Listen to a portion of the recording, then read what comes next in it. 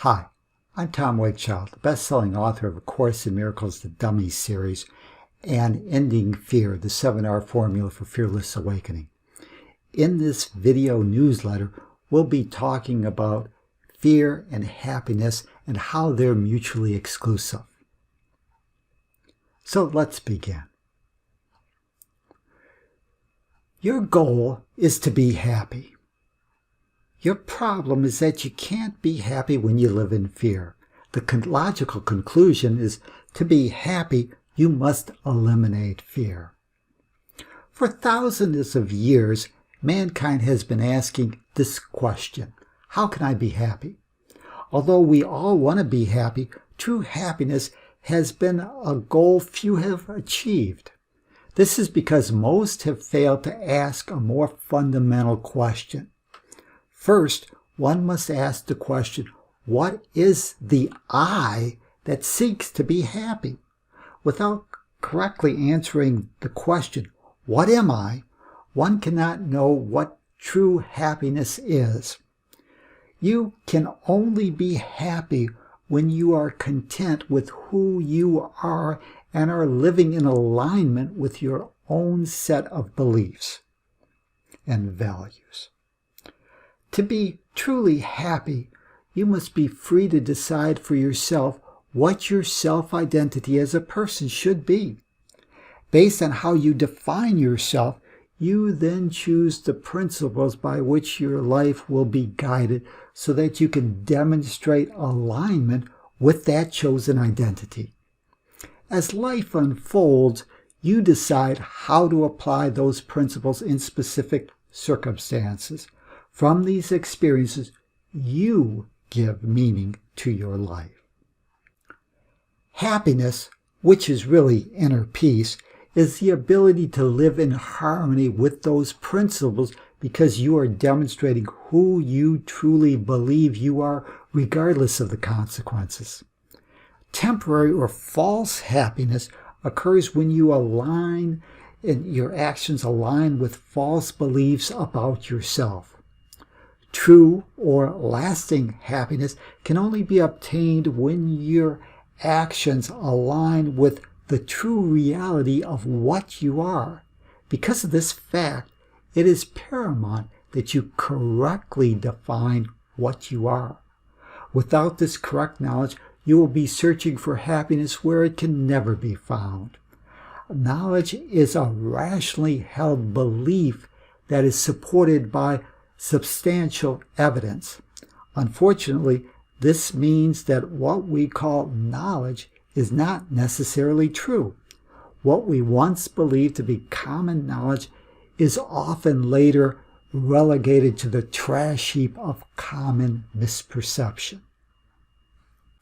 Today, based upon the discoveries of modern science, we have overwhelming evidence that what we perceive ourselves to be is wrong and outdated.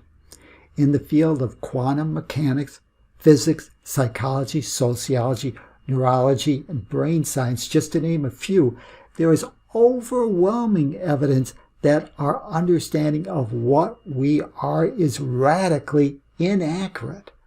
We are not just a material bag of flesh and bones confined within a body taking up space on planet Earth. We are something much grander.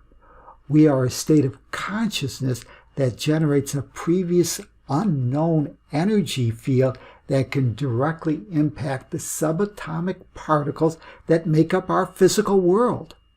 We need to realize that as consciousness, we are a processing plant for energy and information. The material universe that we observe with our physical senses are only one tiny aspect. Even scientists with all their sophisticated sensing equipment admit that less than 5% of what is out there is known to them. Dark matter and dark energy, which comprise the remaining 95%, are totally unknown. Could this unknown 95% be the power source for consciousness?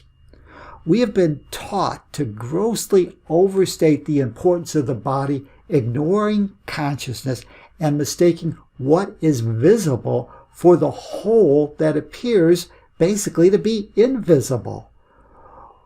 Have we been missing over 95% of what we are?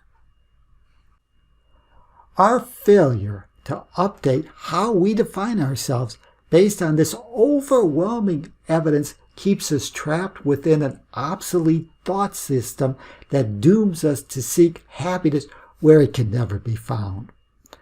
The belief that you are your body and your body is you creates a false narrative about reality.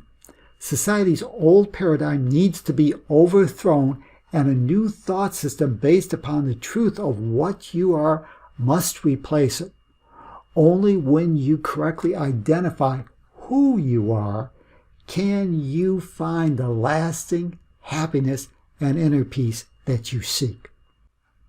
Fear arises anytime you believe you lack the creative ability or the creative power to handle a given situation.